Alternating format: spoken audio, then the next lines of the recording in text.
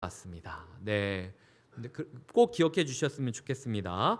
자, 이제 함께 말씀 보도록 하겠습니다. 오늘 우리가 함께 나눌 말씀은 창세기 11장 1절부터 4절인데요. 앉은 채로 다 같이 좀 읽어 주셨으면 좋겠습니다. 네 구절밖에 안 되니까요. 부탁드리겠습니다. 시작. 온 땅의 언어가 하나요 말이 하나였더라. 이에 그들이 동방으로 옮기다가 시날 평지를 만나 거기 거류하며 서로 말하되 자 벽돌을 만들어 견고히 굽자 하고 이에 벽돌로 돌을 대신하며 역청으로 진흙을 대신하고 또 말하되 자 성읍과 탑을 건설하여 그 탑 꼭대기를 하늘에 닿게 하여 우리 이름을 내고 온 지면에 흩어짐을 면하자 하였더니. 아멘. 네.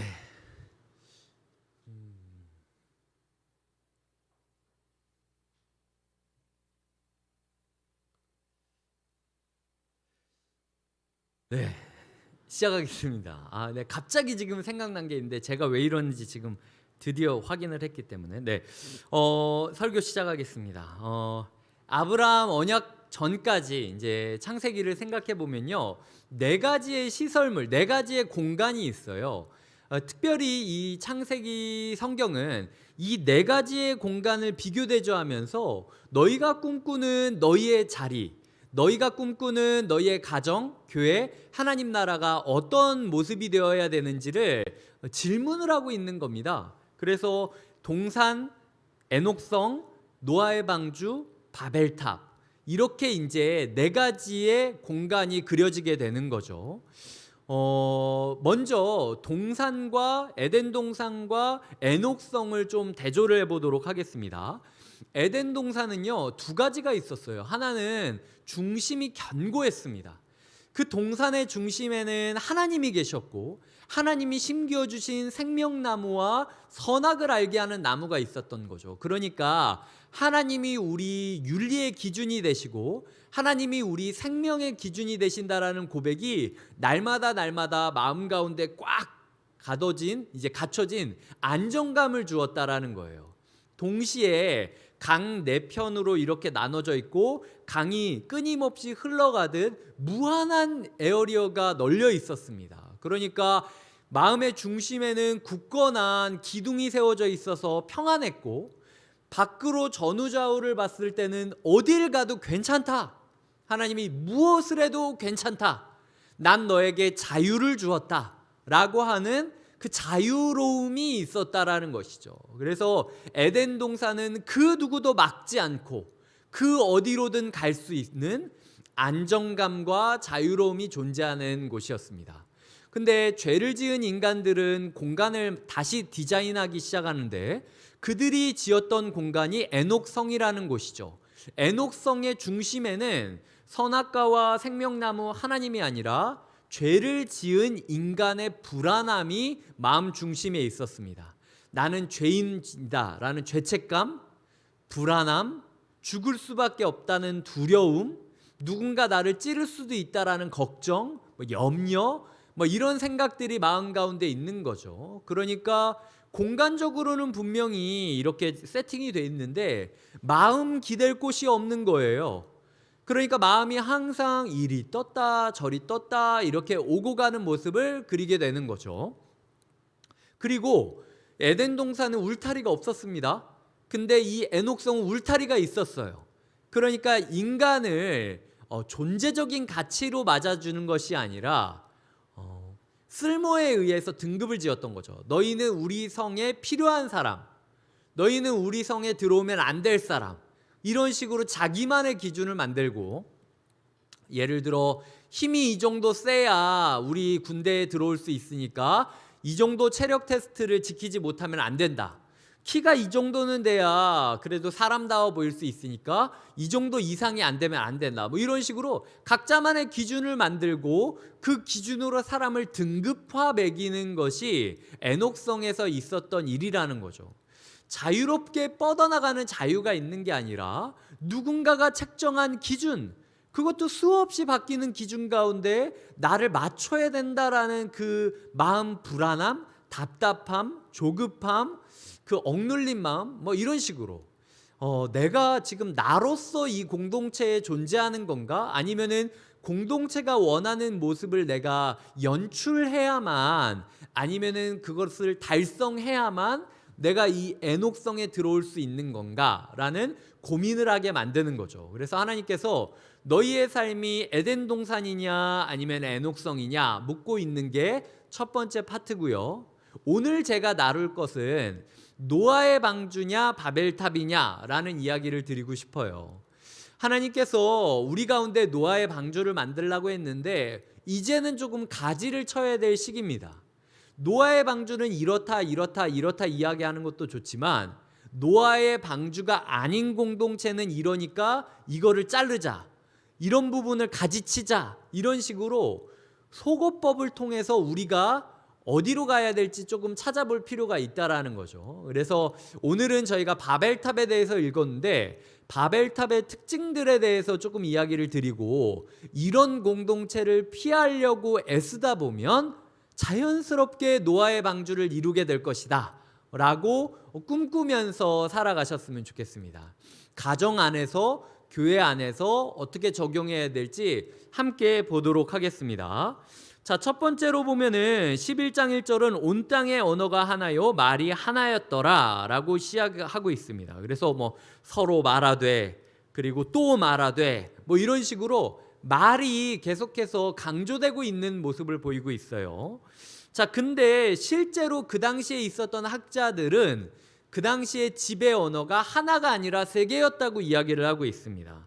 아람어, 아카드어, 수메르어라고 하는 언어였다라는 거예요. 그래서 이 사람들이 조금 지역 방언이나 이런 게 달랐는데도 불구하고 서로가 서로를 보면서 같이 탑을 쌓을 수 있었던 이유는, 그런 거 외국 여행하다 보면은 조금 그런 거 있잖아요. 제가 예전에 대학교 시절 때 뭐 우즈베키스탄이라든지 미얀마라든지 인도네시아라든지 이런 나라들의 단기 선교를 다녀온 적들이 있습니다. 제가 영어를 잘했느냐? 저는 영어에 평생 컴플렉스가 있어요. 영어를 진짜 못합니다. 근데 그럼에도 불구하고 제가 그렇게 단기 선교를 갈 수 있었던 이유는, 제가 우즈베키스탄에 가서 깨달았는데 한국어로 해도 알아듣는 거예요. 그러니까 그 가운데 제가 이제 주눅들지 않고 제 마음을 담대하게 솔직하게 표현하면요, 제가 한국어로 하는데도 알아들을 거는 다 알아들었고요, 알아듣지 못할 거는 다시 한번 말하면 또 알아듣습니다. 그러니까 지금 이 언어가 통일됐다라는 건 무작정 그냥 랭귀지가 하나였다라는 걸로 이해하기보다는 이심전심의 상태였다라는 거예요. 그냥 눈을 봐도 나 배고픈데? 라고 이야기하면 배고프다고 생각을 하게 되고, 조금 우리 운동해야 될 것 같은데? 라고 하면 운동해야 될 것 같다라는 생각들이 들고, 각자가 생각을 하고 있는 게 똑같고 각자가 이 상황을 해석하고 있는 관점이 똑같기 때문에 생각이 같고 마음이 같고 느낌이 같고 정서가 같기 때문에 무슨 이야기를 하더라도 같은 곳으로 굴러가는 그 모습, 그게 지금 마음이 같다, 말이 통한다 라고 이야기를 하고 있다라는 거죠. 자, 근데 대부분의 가정에서 꿈꾸는 가족의 모습이 이런 모습입니다. 아이고, 우리 남편 진짜 내가 말 한마디 하면 말을 100마디 해도 한마디도 이해를 못한다고. 어떻게 사회생활을 그렇게 잘하면서 집에서는 내가 이렇게 오래 설명을 해야 겨우겨우 알아듣는 척을 하냐, 그것도 못하냐, 이렇게 생각할 수 있고요. 남편들도 아내나 아이들을 봤을 때, 아니 내가 한두 번 이야기했냐, 도대체 못 알아듣냐, 내가 이 얘기 한두 번 한 것도 아니고 수도 없이 이야기하는데 이 쉬운 거를 왜 이해를 못하냐, 나는 그런 네가 이해가 안 돼 라는 식으로 이야기하는 게 우리의 가정의 모습일 때가 많다라는 거죠. 그래서 우리가 기도할 때, 하나님, 내 가족이 내 말을 좀 알아들었으면 좋겠어요. 내가 그냥 무슨 생각하는지를 알아줬으면 좋겠어요. 제가 어려운 걸 요구하는 게 아니잖아요 라고 기도할 때가 있지 않습니까? 근데 주님께서 오늘 이야기하시는 거죠. 야, 노아를 봐라. 노아가 이야기할 때 노아 가족 외에는 노아 친척들도, 그리고 노아를 알던 모든 사람들도 노아가 만드는 공동체에 대해서 이해하지 못했어. 그러니까 커뮤니케이션이 원활했던 공동체가 아니었다라는 거야. 오히려 커뮤니케이션이 잘 되면 인간이라는 존재가 죄를 더 잘 짓기 위하여 굴러가는 존재지 않냐. 그러니까 너희 가운데 좀 말이 안 통해도 은혜로 여겨라. 남편이 내 말을 못 알아들어도 은혜인 거예요. 남편이랑 아내랑 마음이 너무 잘 맞으면은 그게 하나님을 향한 마음으로 갈 것 같아요? 죄를 향해서 굴러갈 때가 더 많다는 거예요. 아이랑 부모가 말을 잘 들으면 그거는 대부분 수동적일 때가 많습니다. 아이가 그냥 들어주는 척을 하는 거든지 아니면 부모가 아이 말이라면은 자기 뜻도 꺾는 것이든지 하여튼 누군가의 의견에 나의 의견을 맞추는 거라는 거죠. 그런 욕망을 탐구하는, 욕망으로 굴러가는 공동체나 죄를 향하여 굴러가는 공동체가 아니기 때문에 오히려 너희 가운데 말이 안 통하고 커뮤니케이션이 어려운 걸 수 있어.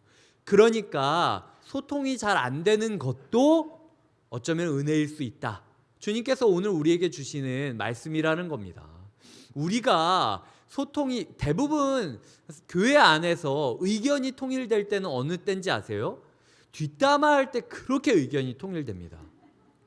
이게 뭐 대상이 없어요. 그 모임에서 그러니까 뭐 그런 얘기들 있잖아요. 뭐 저만 얘기하나요? 그곳에서 자리 옮기면 화장실이라도 가지 말라고 이렇게 내가 딱 나가는 순간 내기하는 거예요. 막 그러면서 막 다 이렇게 내가 갔다 오면 너무나도 하나가 돼 있고. 예수님을 십자가에 못 박을 때 사람들이 딱 그랬습니다. 종교적으로 사두개인들은 부활이 없다. 뭐 바리새인들은 부활이 있다. 정치적으로 로마 관리와 유대인들이 융합하지 못했고요. 신분의 격차도 존재했습니다. 근데 그들이 모두 의견이 일치됐던 곳이 신약 성경에 딱 나오는데 예수를 십자가에 못 박을 때였어요. 그러니까 빌라도가 오죽하면은 제3자인 빌라도가 야 이거 너무 오버하는 것 같은데 조금만 더 생각하고 우리 하면 안 될까라고 얘기했을 때 죄를 우리한테 돌리라. 그냥 죽여라. 라고 이야기할 정도로 거기에 있는 모든 사람들이 신분을 초월하여 종교적인 패러다임을 초월하여 자기의 정치적인 지향점을 초월하여 모두 예수를 죽이는 데는 하나가 되었다라는 게 문제인 겁니다. 근데 우리의 삶 가운데 이거를 뻔히 봤는데도 불구하고 구약에는 바벨탑, 신약에는 예수 그리스도의 십자가가 서 있는데도 불구하고 우리 가정 가운데 커뮤니케이션이 일치가 되길 원한다? 이거는 조금 생각해 봐야 된다는 거예요. 노아가 커뮤니케이션이 잘 안 됐던 이유는 노아는 꿈을 꾸는 사람이었기 때문이에요. 그는 하나님으로부터 말씀을 받았는데 그 말씀의 꿈이 자기의 역량과 자기의 상상력을 초월한 거였기 때문에 말해봤자 사람들이 이해를 못하는 거야.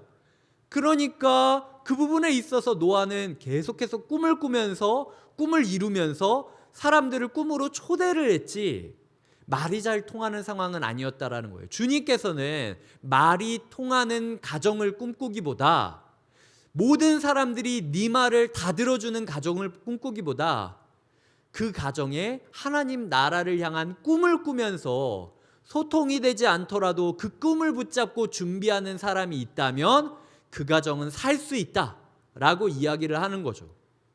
우리 가정은 말이 잘 통하는 가정입니까? 아니면 꿈을 꾸는 가정입니까? 각자가 하나님 나라를 향한 꿈이나 생각이 달라도 그 모든 것들이 하나님을 향한 말씀 앞에서 조율이 되어지고 온전한 나라가 될 거예요. 주님께서 다수가 모이고 능력이 강해지고 권능이 강해지는 공동체가 우리는 좋을 거라고 생각을 하지만 위험하다고 이야기하십니다. 창세기 11장 6절입니다. 제가 16절인가 6절인가 모르겠는데 띄워드릴 테니까 한번 읽어주셨으면 좋겠습니다. 시작. 여호와께서 이르시되 이 무리가 한 족속이요 언어도 하나이므로 이같이 시작하였으니 이후로는 그 하고자 하는 일을 막을 수 없으리로다. 막을 수 없다. 하나님이 막을 수 없을 정도로 아주 그냥 똘똘 뭉쳐가지고 달려가던 공동체. 그래서 하나님이 직접 내려오셔야만 했던 공동체가 있었습니다. 근데 그게 위험하다. 하나님께서 말씀하고 있는 거죠. 그러니까 우리의 가정이 화목한 가정이라고 해서 모든 걸 다 보고해야 되는 가정이 돼야 될 필요는 없어요. 우리 가정이 화목한 가정이라고 해서 모든 취향이 다 똑같아야 될 필요는 없다는 겁니다. 화목한 가정이라는 것은 각자가 말씀 앞에서 꿈을 꾸고 있는 것을 서로가 존중하면서 서로가 도와줄 수 있는 가정. 노아가 꿈을 꿨을 때 노아 가족들이 그 꿈을 100% 확신하고 이해했겠습니까? 저는 아니었다고 생각해요. 비가 오기 전까지 노아의 가족은 그냥 아버지가 진짜 그렇게 확신 가운데 걸어갔기 때문에 따라갔던 겁니다. 존중해 주었던 거죠. 우리 교회 가운데 꿈꾸는 이가 있느냐? 아니면 우리끼리 그냥 잘 지내기 위하여 어떻게든 방법을 찾고 으쌰으쌰 하느냐? 때로는 우리가 너무 친해도 더 위험할 수 있다. 꿈꾸는 것을 멈춘다면 우리 교회는 더 위험할 수 있다라는 거죠. 그런 마음이 말씀을 묵상하며 들었습니다. 히브리서 11장 7절에 보면 믿음으로 노아는 아직 보이지 않는 일에 경고하심을 받아라고 이야기를 하고 있습니다. 우리 가운데 아직 보이지 않는 일을 꿈꾸며 살아가는 게 무엇이 있나? 우리 가족이 하나님 가정이 되기 위하여 어떤 꿈을 꾸고 있느냐? 하나님께서 오늘 연말을 맞이한 우리에게 묻고 계시다라는 거죠. 네가 신년을 시작하며 여러 가지 꿈을 꿨겠지. 근데 그 중에 무엇이 이루어졌느냐? 나를 위하여 너희 가정이 어떻게 되기를 꿈꿨느냐? 그렇다면 그것이 어떻게 되었는지 이제 결산하고 다음 2023년을 준비해야 되지 않겠느냐? 하나님께서 묻고 계시다라는 겁니다. 두 번째로 바벨탑의 특징은 벽돌로 돌을 대신했다라는 겁니다. 3절을 같이 읽어주셨으면 좋겠습니다. 시작. 서로 말하되 자 벽돌을 만들어 견고히 굽자 하고 이에 벽돌로 돌을 대신하며 역청으로 진흙을 대신하고. 자, 벽돌로 돌을 대신한다. 당시 건축 기술로는요, 돌을 쌓는 게 최선이었습니다. 근데 그때 돼서 최신 기술로 벽돌로 쌓는다라는 기술이 생기기 시작한 거예요. 그래서 최신 기술을 도입해서 노력한 겁니다. 그리고 역청은 당시 이제 그 중동 지방에서는 석유가 이렇게 차올라서 땅에 이렇게 노출되어 있는 경우가 있었는데 그걸 콘크리트 바르듯이 바르면은 방수 효과가 있었어요. 그래서 그 당시에 건축물 중에 뛰어난 건축물들을 보면은 1층이나 2층 높이까지 그 역청을 발라가지고 홍수가 범람한다 할지라도 집에 물이 새지 않도록 하는 조치들이 왕왕 있었습니다. 당시 사람들이 생각할 수 있는 최고의 것을 투자해서 최신 기술을 도입해서 이루었던 것이 바벨탑이었다라고 이야기를 하는 거죠. 근데 그게 건강한 건 아니다라는 겁니다. 우리의 가족 가운데 무엇이 필요하겠습니까? 많은 부모들이 내가 더 좋은 집에 살았다면, 내가 내 아이 방을 만들어 주었다면, 내가 나의 아이에게 조금 더 최신 기술로, 최신 학습법으로, 최신 도구로 아이를 가르쳐 줬다면 이 아이가 조금 더 나아지지 않았을까라는 조바심을 느끼는 부모들을 만날 때가 있어요. 그리고 나는 그때 그러지 못했다라는 죄책감으로 인생을 살고 계시는 부모님들도 만날 때가 있습니다. 근데요, 인생을 바꾸는 것은 돈이나 기술로 바뀌는 게 아닙니다. 아무리 어학연수 보내고 아무리 좋은 학습지 신청하고 아무리 좋은 학교 보내도요, 결국은 신앙이 이어지지 않으면은, 교육의 일관성이 주어지지 않으면은 아이의 마음 가운데 중심을 잡지 못하고 이리 갔다 저리 갔다 이렇게 지내는 것들을 우리는 알고 있지 않습니까? 그런데 TV에서 봤을 때 요즘은 이 박사님이 유명하다 그러면 다 이 박사님이 얘기하는 대로 하고, 저 박사님이 갑자기 이야기한다 그러면 다 저리로 가고, 해 아래 새 것이 없어요. 그 사람이 얘기한 거 예전에 누군가 이야기한 겁니다. 돌고 도는 거예요, 그냥. 그게 이때는 이렇게 필요하다가 이게 문제였기 때문에 다시 돌아가는 이유가 있는데, 우리가 너무 최신 기술을 도입해서 우리 가정을 꾸며주지 못했다고 좌절하거나 주눅들 필요가 없다라는 거죠. 하나님께서 우리에게 말하시는 건 노아가 그렇게 했듯이 우직하게 끌고 가는 겁니다. 그냥 120년 동안 일관성을 가지고 걸어가는 부모를 보여주는 게 그 가정의 기틀이 세워지는 길이라는 거예요. 제가 청년들을 신방하고 또 우리 교회 안에 있는 청년들을 마주 보면서 진짜 건강하다고 생각하는 친구들이 있어요. 근데 그런 친구들은 부족해도 그 마음 가운데 중심이 곧게 서 있습니다. 우리 부모님이 다른 건 몰라도 신앙만큼은 견고하게 품고 가기를 원한다라는 거. 공부 좀 못해도 혼내지 않고, 취직 좀 못해도 혼내지 않고, 남자친구 여자친구 없어도 혼내지 않는데, 신앙생활 똑바로 하지 못할 때는 뒤에서 피눈물을 흘린다라는 걸 알고 있는 친구들이 있기 때문에 그 친구들을 봤을 때 제가 진짜 우리가 줄 수 있는 공동체 모습은 이런 거다라는 생각을 하게 되는 거죠. 그 친구들이 사실 제가 지금 눈을 안 마주치고 있지만 이미 지금 이 자리에도 있어요. 제가 지금 오며 가며 얼굴들을 다 봤습니다. 이 안에도 그런 가정이 세워져 있고 부족하고 연약하고 어렵고 힘들지만 그럼에도 불구하고 부모가 우직하게 하나님의 꿈을 꾸면서 120년 동안 바보 같다라고 이야기하는 그 길을 걷고 있기 때문에 그 자녀들이 마음의 중심을 잡고 살아가는 가정들이 이 안에 있다라는 거죠. 그러니까 우리 또한 그런 가정이 되고 싶다라고 꿈을 꾸면서 함께 걸어가야 되지 않겠냐라는 이야기를 드리고 싶은 겁니다. 세 번째로 보시면은 우리 이름을 내고 온 지면에 흩어짐을 면하자라고 이야기를 합니다. 4절을 함께 읽어주시겠습니까? 시작. 또 말하되 자 성읍과 탑을 건설하여 그 탑 꼭대기를 하늘에 닿게 하여 우리 이름을 내고 온 지면에 흩어짐을 면하자 하였더니. 네, 보시면은 결론이 이거죠. 우리 이름을 내자. 온 지면에 흩어짐을 면하자. 우리끼리 잘 지내자. 우리의 생활 방식, 우리의 사고 방식을 더 견고히 하자. 이게 문제였다는 겁니다. 바벨탑은. 그러니까 우리가 이렇게 왔는데 나중에 이제 5년이 지나고 10년이 지나서 누군가가 왔을 때 곁에 있는 교회는 안 그래. 곁에 있는 교회 방식은 아니야. 이런 식으로 우리의 패러다임이 견고해지면요, 그거 위험하다는 겁니다. 겉으로 봤을 때는 점점 탑이 세워지는 것처럼 높게 곁에 있는 교회는 이런 교회구나 라고 보이는 것 같죠.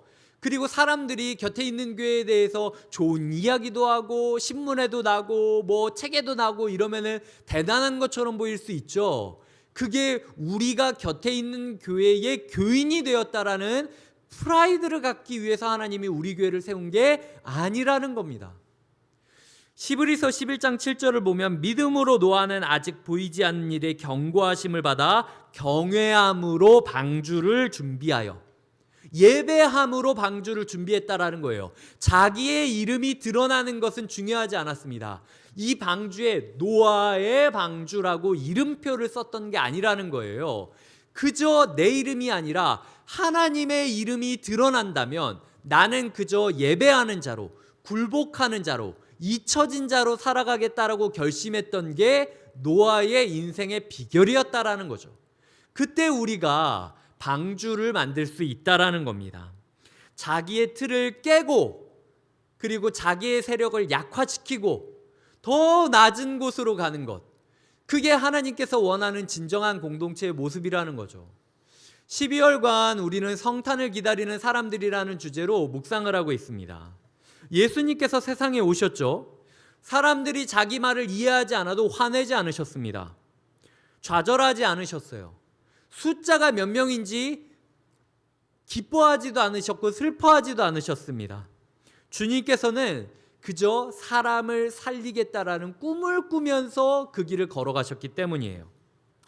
세상 가운데 힘센 장군을 부르고 학자들을 부르고 정치인들을 부르고 종교 지도자를 불러서 자기한테 유리한 사람들로 공동체를 꾸렸던 게 아니라 정말로 평범한 사람들을 붙잡고 평범한 일상들을 훈련시키며 제자 훈련하면서 그 시간들을 보내셨던 게 예수 그리스도의 우직함입니다. 당시 막 황금마차 타고 달리면 모든 사람들이 보지 않았겠습니까? 그리고 힘센 장군들이 다 점령하면서 안 믿으면 죽여버리겠다라고 하면 다 믿지 않겠습니까? 근데 효율이나 그런 화려함보다도 우직하게 평범한 사람들 근처에서 돌아다니시면서 복음을 전했던 게 예수 그리스도의 방식이라는 거죠. 당시 종교 지도자들이 생각했던 메시아관을 철저하게 깨십니다. 그것 깨다가 죽을 정도까지 이루어졌다라는 거죠. 그리고 그렇게 낮아지신 예수 그리스도가 이제 제자들을 흩어져 복음을 전하라. 너희끼리 모여가지고 너희끼리 세력을 만들고 너희끼리 나라를 만드는 게 아니라 저 멀리 흩어져서 더 낮아지고 더 너희가 약해지고 더 너희가 약자가 되는 길을 선택해라. 이게 주님께서 우리에게 주신 꿈 아닙니까? 연말을 맞이하며 제가 일부 예배 설교를 하고 중보기도 팀에 찾아가가지고 좀 기도를 해달라고 제가 일부 설교를 했는데 뭐가 막히는지 모르겠다라고 이야기할 정도로 일부 예배 끝나고 제 마음이 되게 심란했어요. 근데 딱 설교를 하는 그 시점 제가 깨달았습니다. 제가 교회 가운데 너무 미안했던 거예요. 이 얘기가 남의 얘기가 아니라 제가 곁에 있는 교회를 1년 동안 지켜보면서 제가 너무나도 미안했던 내용인 겁니다. 교회 안에서 모든 사람들이 다 의견이 일치하고 아주 그냥 똘똘 뭉쳐가지고 화기애애하게 그냥 한 사람이 한 말하면 모든 사람들이 동일한 마음으로 굴러가기를 바랬던 게, 그리고 그러지 못할 때를 볼 때마다 제가 죄책감을 느끼고 너무나도 미안하고 어떻게 방법이 없나 울며 부르짖었던 게 저의 일상이었어요. 그리고 최신 기술, 최신 방송 시스템, 최신 어떤 도구들을 사용해서 멋지게 해주고 싶고 뛰어나게 해주고 싶고 화려하게 만들어주고 싶었는데 그러지 못한다라는 자괴감이 들었던 게 최근에 제 모습이었던 걸 제가 깨달았던 거죠. 거기다가 이게 교회가 이제 4월부터 12월이 됐으면 이제 조금 교회 소문도 나고 좀 이름도 세워지고 뭔가 우리가 조금 이렇게 붕 뜨는 것처럼 사람들이 우리를 좀 떠받들어 줬으면 좋겠는데 여전히 우리가 무명으로 있는 거 아닌가? 이거는 내가 혹시 부족해서 그런 거 아닌가? 라는, 사실은 한편으로는 지역 상생을 위해서 우리가 드러나지 않아야 된다라고 제가 얘기를 했음에도 불구하고 연말을 정산하는 제 마음 가운데 내 그런 결벽증 때문에 성도님들이 더 괴로워하고 있는 거 아닌가라는 미안함이 제 안에 있었던 거예요. 그거를 제가 설교를 시작하면서 깨닫게 됐습니다. 주님께서 오늘 다시 한번 저에게도 요청하고 있는 거죠. 너 어떤 꿈을 꾸고 있니? 누구와 어떤 관계를 맺고 누가 너를 좋아해 주느냐가 너의 사역의 포인트가 되는 게 아니라 네가 어떤 꿈을 말씀으로부터 붙잡고 꾸고 있느냐가 나한테는 더 중요해. 그리고 얼마나 화려하고 얼마나 멋진 것들을 성도님들한테 드릴 수 있냐가 아니라 그 꿈을 네가 우직하게 붙잡고 오랫동안 걸어갈 수 있는 인내력을 내가 너한테 원하고 있다.